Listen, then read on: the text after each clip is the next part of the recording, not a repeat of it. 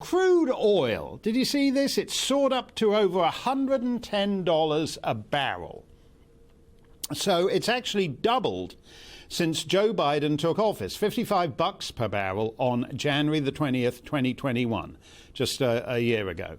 The quickest way to end the war would be to drive oil down to $40 a barrel. But Joe Biden, Boris Johnson, and the entire Green movement are committed to policies that make the Kremlin richer every day. The world is basically in the grip of a Greta Thunberg, Vladimir Putin axis of evil.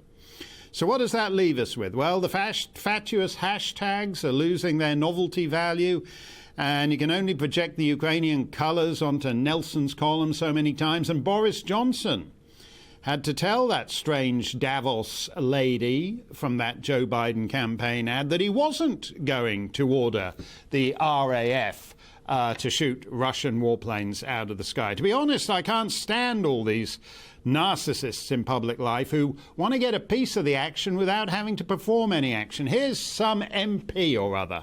I can't even be bothered finding out his name, but here's some MP or other signing Parliament's so-called Book of Solidarity with Ukraine. Yeah, take a look at... Yesterday, I signed the Parliamentary Book of Solidarity for Ukraine to show our support for the people of Ukraine. What actually is a Book of Solidarity?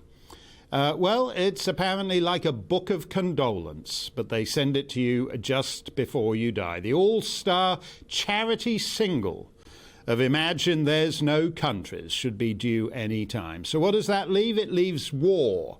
Old-fashioned war. Brutal, bloody, savage war by Moscow rules. They have been pounding Ukrainian cities, especially Kharkiv and the Black Sea port town of Mariupol, which the Russians expected to have taken days ago. Their third-rate, unenthusiastic infantrymen are largely irrelevant to what's happening. As the deputy mayor, Sergei Orlov, says, the Russians do not fight with their army.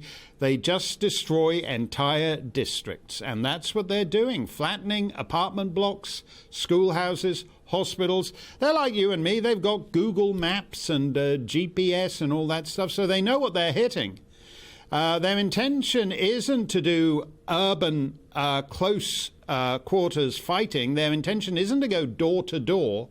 It's to put a rocket through enough doors that any survivors just flee. Close to 1 million Ukrainians have already fled the country in this first week. At that rate, if the war goes on for 9 months, Putin won't need to win Ukrainian hearts and souls, as Joe Biden's speechwriter presumably intended it. He won't need to win Ukrainian hearts because there will be no Ukrainians left in Ukraine. We have senior figures around the globe, the American president, the Russian foreign minister, talking about nuclear war now, as if it's just sitting out there like Superstorm Eunice. Might make landfall, might not, but best to keep an eye on it.